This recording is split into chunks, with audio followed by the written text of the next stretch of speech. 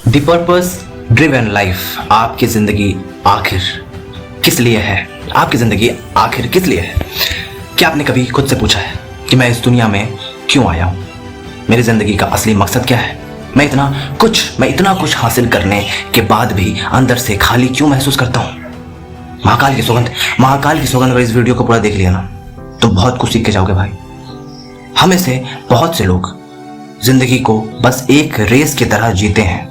अच्छे मार्क्स के लिए जीते हैं, अच्छी नौकरी के लिए जीते हैं, अच्छे पैसे के लिए जीते हैं, सक्सेस के लिए जीते हैं, रिस्पेक्ट के लिए जीते हैं, और फिर एक दिन हमें एहसास होता है कि हमने बहुत कुछ हासिल तो कर लिया, लेकिन शायद यह कभी समझ नहीं पाया कि हम असल में चाहते क्या है, असल में चाहते क्या थे, है ना। रिक वैरन की प्रसिद्ध किताब द पर्पस ड्रिवन लाइफ इसी सवाल का जवाब खोजने की कोशिश करती है। आपकी जिंदगी सिर्फ आपके बारे में नहीं है, आपकी जिंदगी के पीछे एक पर्पस है। पहला पॉइंट क्या है कि जिंदगी की शुरुआत खुद से नहीं होती। हम अक्सर अपने पर्पस को समझने के लिए खुद से सवाल पूछते हैं कि मैं क्या करना चाहता हूँ, मुझे किस चीज़ में खुशी मिलती है। जैसे कि मैं कंटेंट क्रिएशन कर रहा हूँ, मुझे इस चीज़ में खुशी मिलती है ना, मैं जिंदगी भर करता रहूँगा। The point is this, right. तो मुझे इस चीज़ में खुशी मिलती है, तो मैं क्या करना चाहता हूँ, तो मैं ये करना चाहता हूँ। मेरी खुशी किसमें है, तो मेरी इसमें खुशी है। मैं कंटेंट क्रिएशन करना चाहता हूँ, मैं बहुत बड़ा कंटेंट क्रिएटर बनना चाहता हूँ, राइट। मुझे क्या हासिल करना है ना, ये सब सवाल आपको पूछना पड़ेगा अपने ज़िंदगी में। लेकिन किताब का सबसे महत्वपूर्ण विचार क्या है कि अपने पर्पस को समझने के लिए सिर्फ खुद को देखना काफ़ी नहीं है।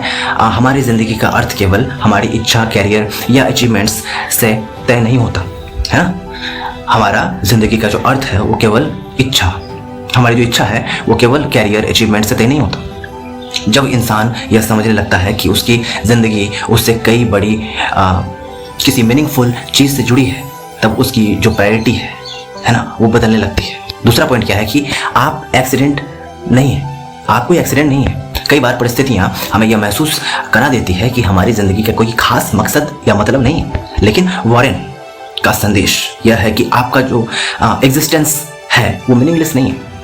आपका जो एग्जिस्टेंस है, आप जो धरती में हैं, तो वो मीनिंगलेस नहीं है, वो मीनिंगफुल है। आपके अंदर एबिलिटी है, आपके अंदर पर्सनैलिटी है, आपके अंदर एक्सपीरियंसेस है, और आपके पास अपनी ज़िंदगी को किसी मीनिंगफुल डायरेक्शन में ले जाने की क्षमता है, ताकत है, हिमाकत है। इसलिए खुद को दूसरे से कंपेयर करने के बजाय यह समझना ज़रूरी है कि मेरी ज़िंदगी मुझे किस काम के लिए तैयार कर रहा है। Third point is what, purpose को सक्सेस से मत मिलाइए। आज की दुनिया में सक्सेस का मतलब अक्सर पैसा, फेम, फॉलोअर्स, स्टेटस, ये सब समझ लेते हैं। लेकिन अगर आपके पास सब कुछ है और फिर भी आपको नहीं पता कि आप यह सब क्यों कर रहे हैं, तो सक्सेस भी आपको अंदर से सेटिस्फाई नहीं कर पाएगा। सक्सेस आपको बहुत कुछ दे सकती है, लेकिन पर्पस आपको दिशा दे सकती है। वो दिशा बहुत ज़रूरी होता है उस सक्सेस को पाने के लिए, क्योंकि दिशा अगर खराब हो तो दशा भी खराब होगी, अगर दिशा सही हो तो दशा भी सही होगी, और यही मूल रत्न है, सक्सेस का एक्चुअल पार्ट है। इसलिए सवाल ये नहीं होना चाहिए कि मैं कितना बड़ा बन सकता हूँ, बल्कि यह होना चाहिए कि मैं अपनी ज़िंदगी का इस्तेमाल किस मीनिंगफुल काम के लिए कर सकता हूँ। चौथा पॉइंट क्या है कि ज़िंदगी सिर्फ आपके लिए नहीं है। किताब हमें एक बड़ा पर्सपेक्टिव देती है कि हम अपनी ज़िंदगी को अक्सर इस नज़रिए से देखते हैं कि मुझे क्या मिलेगा, लेकिन पर्पस ड्रिवन लाइफ का सवाल ये होता है कि मैं दूसरों के लिए क्या कर सकता हूँ। अपनी नॉलेज, अपनी स्किल्स, अपनी समय, आपका अपना अनुभव, आपकी अपनी एबिलिटी सिर्फ आपके फ़ायदे के लिए नहीं। जब आप किसी दूसरे इंसान की ज़िंदगी को बेहतर बनाने लगते हैं, तब आपकी अपनी ज़िंदगी भी मीनिंगफुल बनने लगती है।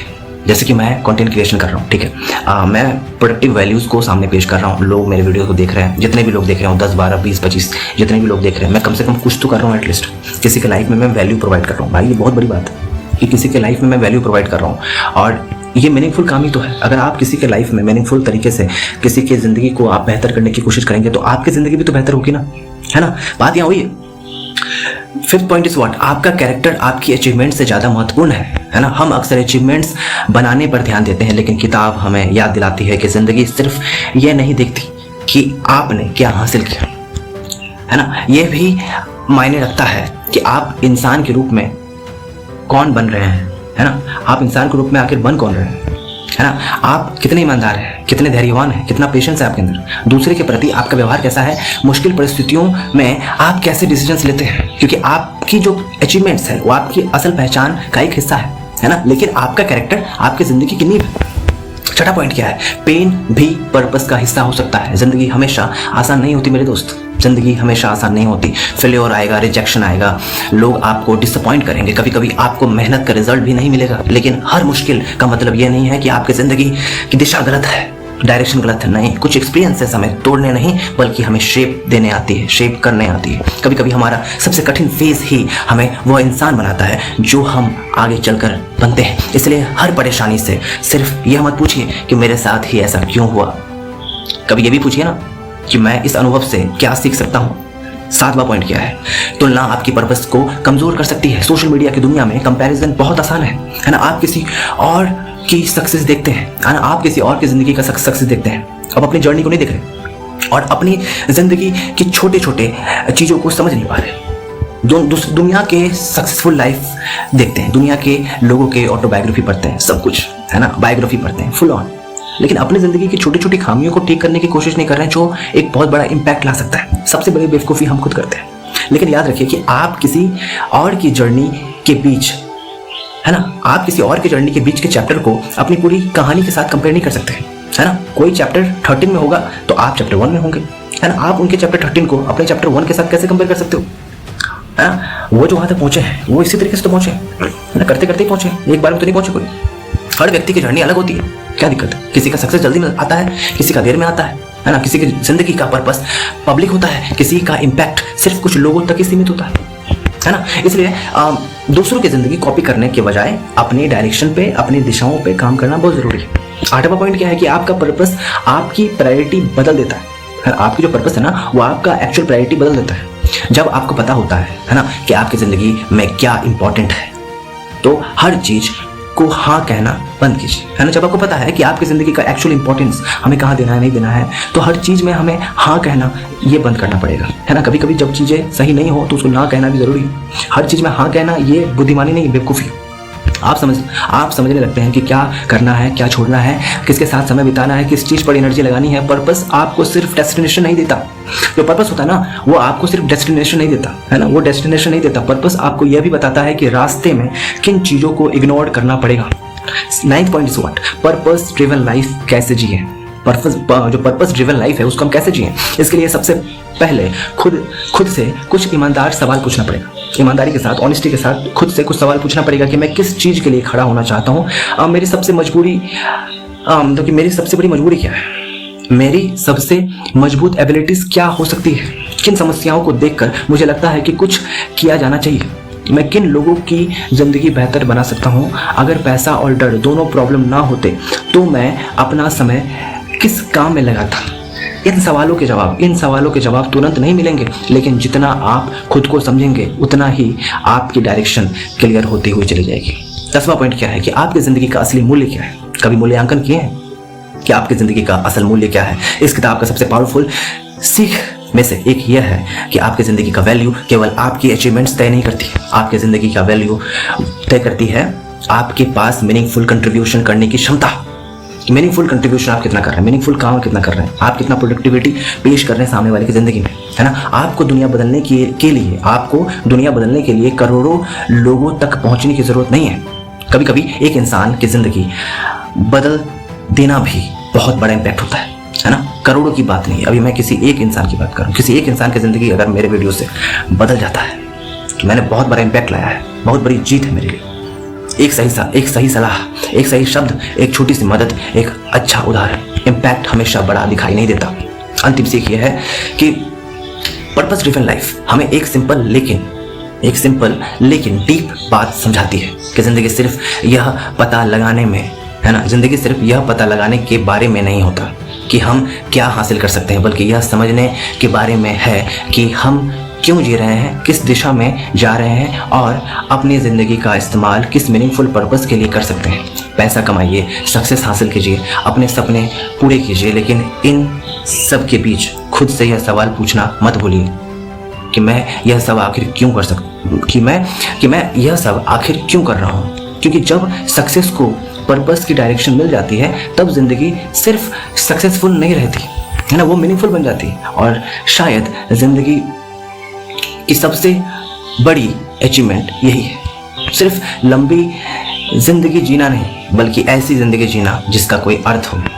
राइट। तो आखिर में मैं आपको आखिर में कुछ बताना चाहता हूँ, आप सुन के जाओ कि ज़िंदगी में कितना हासिल करेंगे आप, है ना। आखिर में सवाल यह नहीं है कि आप ज़िंदगी में कितना हासिल करेंगे, सवाल यह है कि जब एक दिन पीछे मुड़कर अपनी ज़िंदगी को देखेंगे तो क्या आपको लगेगा कि आपके इस ज़िंदगी में कितना चीज़ें जो है व्यर्थ था, कि कितना वो सकारात्मक था, कितना अच्छा था, है ना। जब सवाल पूछेंगे अपनी ज़िंदगी में मुड़ के एक बार कि अपनी ज़िंदगी को जब देखेंगे आप, तो क्या आपको लगेगा कि आपने इसे सही जगह लगाया था कि नहीं लगाया था। क्योंकि ज़िंदगी सिर्फ सांस लेने का नाम नहीं होता, सिर्फ पैसा कमाने का नाम नहीं होता, है ना, सिर्फ सक्सेसफुल दिखने का काम नहीं होता। ज़िंदगी का असली मतलब है अपनी मौजूदगी को किसी मीनिंगफुल पर्पस से जोड़ा जाना, है ना, जोड़ देना।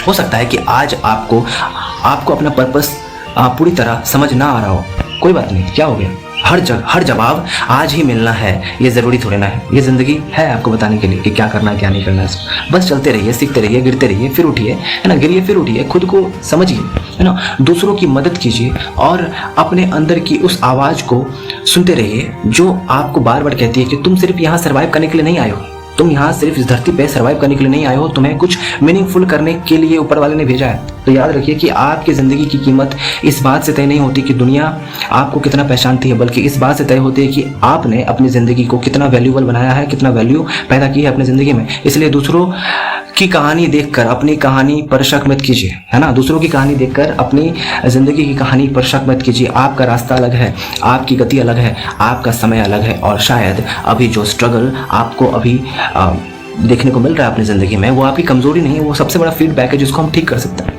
और ऑटोमेटिकली वो ठीक हो जाएगा। बस काम करते रहना, वो कंसिस्टेंसी के साथ, वही एक दिन आपकी सबसे बड़ी ताकत बन जाती है ना। तो आज से सिर्फ यह मत पूछिए कि मुझे ज़िंदगी में क्या चाहिए, है ना, ज़िंदगी मुझसे क्या चाहती है ना। ये पूछिए कि ज़िंदगी मुझसे क्या चाहती है, ये मत पूछिए कि मुझे ज़िंदगी से क्या चाहिए। आप ये पूछिए कि ज़िंदगी मुझसे क्या चाहती है, क्योंकि जिस दिन आपको इस सवाल का जवाब मिल जाएगा, उस दिन से आप सिर्फ ज़िंदगी जीना शुरू नहीं करेंगे, आप एक पर्पस के साथ जीना शुरू करेंगे। और याद रखिए ज़िंदगी में कि जिस ज़िंदगी के पीछे कोई पर्पस होता है, उसकी मुश्किलें भी उसे रोक नहीं पाती, वे उसे उसकी मंजिल तक पहुंचाने का रास्ता बन जाती है। अपना पर्पस खोजिए, अपना ज़िंदगी को डायरेक्शन दीजिए, और ऐसी कहानी लिखिए जिसे एक दिन खुद पर गर्व हो, और जिसे एक दिन आप खुद गर्व से पढ़ सकें। ये ज़िंदगी थी मेरी। Thank you so much universe for this beautiful life, for everything sir.